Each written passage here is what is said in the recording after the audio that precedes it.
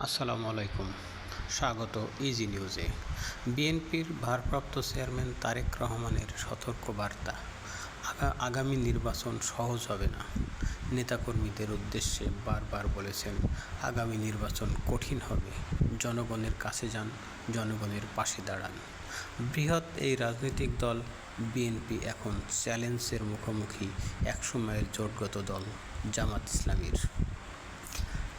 বিভিন্নভাবে জামাত এখন বিএনপির সাথে জাতীয় নির্বাচনে ডাকসু এবং জাকসুর মতো মিরাকল কিছু দেখাবেন বলেই মনে করছেন, আর বিএনপি সেটাকে সদরে গ্রহণ এর মাধ্যমে প্রতিদ্বন্দ্বিতা করবেন এবং জাতীয় নির্বাচনে দেখাতে চায় বিএনপি জনগণের দল, জনগণের ভালোবাসার দল।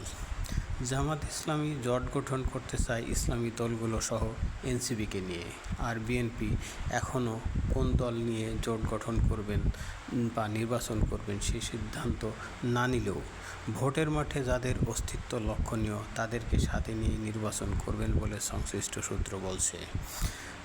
বৃহৎ রাজনৈতিক দল হিসাবে বিএনপিকে জামাত চ্যালেঞ্জ করলেও হয়তো এবারের সংসদ নির্বাচনে তারা জনগণের সরকার হিসাবে দায়িত্বভার গ্রহণ করবেন, কিন্তু ভবিষ্যতে জনাব তারেক রহমানের বলিষ্ঠ ভূমিকায় জনগণকে আরও সম্পৃক্ততার মাধ্যমে রাজনীতির মাঠে লড়াই করতে হবে যেন বিএনপি সাধারণ মানুষের দল, জনমানুষের দল, শহীদ প্রেসিডেন্ট জিয়াউর রহমানের দল, স্বাধীনতার ঘোষক, এদেশের স্বপ্নের দেশ হিসাবে তার উত্তরসূরি বিএনপির ভারপ্রাপ্ত চেয়ারম্যান জনাব তারেক রহমানের কাছে দেশ নিরাপদ এবং নিশ্চিন্তে থাকে। জনগণ সেটাই আশা করতেছেন।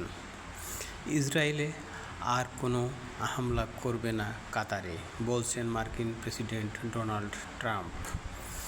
বাংলাদেশের পররাষ্ট্র উপদেষ্টা মোহাম্মদ তৌহিদ হোসেন কাতারে অনুষ্ঠিত জরুরি আরব ইসলামী সম্মেলনে যোগ দিয়ে কাতারের সম্প্রতি ইসরায়েল যে হামলা করেছেন তার নিন্দা জানিয়েছেন এবং ফিলিস্তিনিদের প্রতি সমর্থন জানিয়েছেন।